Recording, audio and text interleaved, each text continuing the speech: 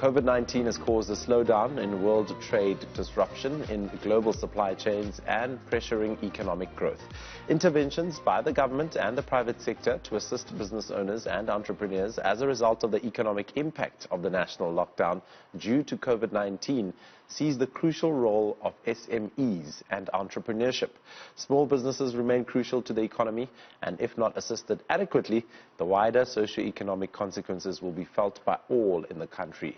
Mziwabantu Dayimani, General Counsel of the NEF, joins us to chat about relief measures and resources available for SMEs and entrepreneurs as the country navigates the effects of this during the COVID-19 pandemic. Now, Mziwabantu, again, thank you for joining us. Really appreciate it. My first question, obviously, is how bad has this COVID-19 pandemic been on SMEs in terms of impact? Thank you, Jacob. It's been tough for SMEs. As you know, during level 5, most businesses had shut down, so they basically were not generating any revenues. So most businesses are currently still reeling from the impact of the shutdown, and they are still trying to get back on their feet to be able to survive again.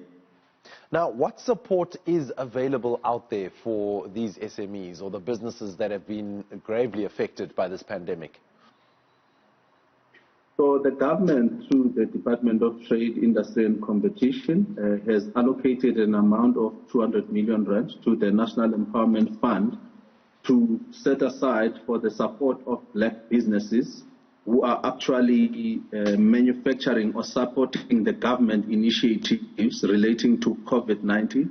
So that support is for about 10 million rand for each qualifying business, and it's actually at 0% interest rate for the first 12 months and 2.5% interest rate going forward after the first 12 months. And any business that is actually responding to the government's initiatives relating to COVID-19 qualifies to be supported through that fund. Now, is this fund supporting different businesses in different provinces? Is this countrywide, or do other provinces have different ways of helping out businesses that need the help? Yes, that's correct. Any business throughout South Africa in all 9 provinces of the country, any business that is actually responding to the call, they can be manufacturing masks, they can be manufacturing food, they can be manufacturing any form of PPE like gloves, and they can also be manufacturing testing kits, anything that is responding to COVID-19 qualifies. What about the informal sector, the ones that aren't registered, the ones with employees that aren't on UIF, for instance? How do they get any sort of support from the government, considering that they've also been affected by COVID-19?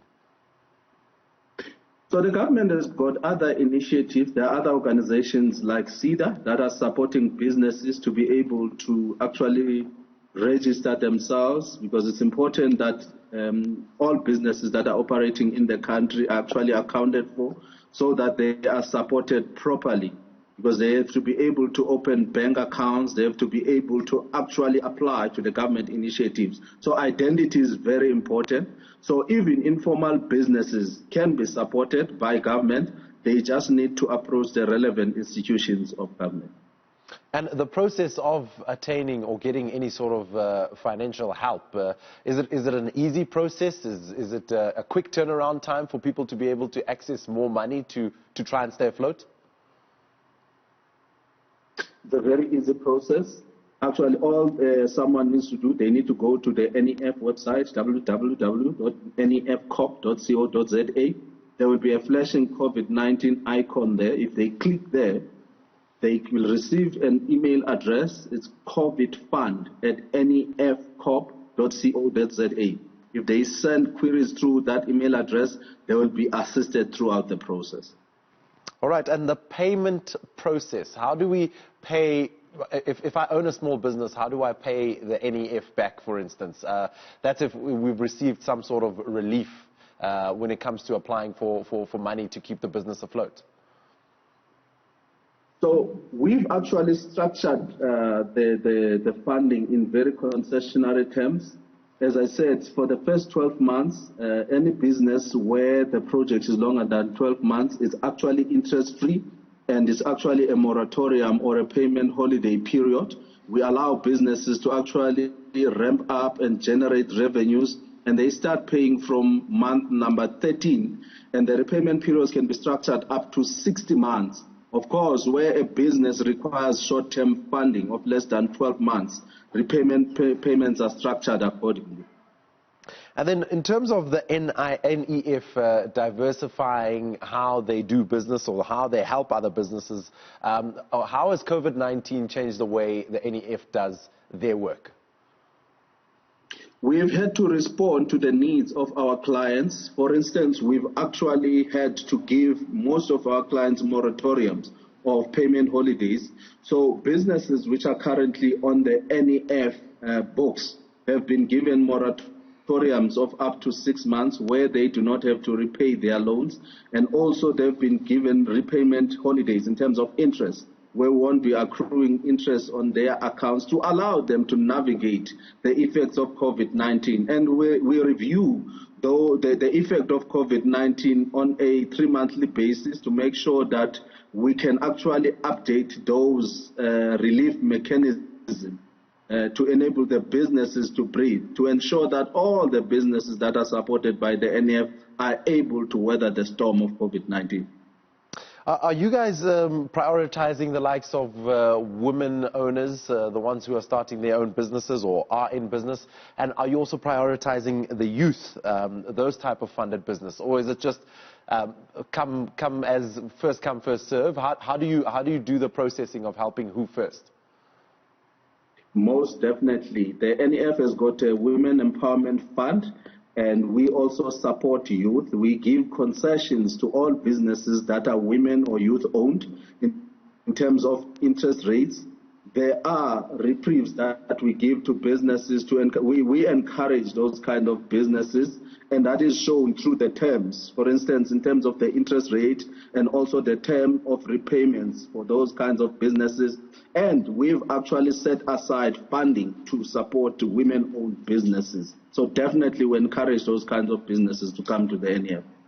I can imagine that with a lot of this kind of situation or with a lot of money comes a lot of responsibility and a lot of challenges, and fraudsters probably trying to come in and also claim their share of the money. How do you deal with the fraudsters, and what are the other challenges that the NEF deals with?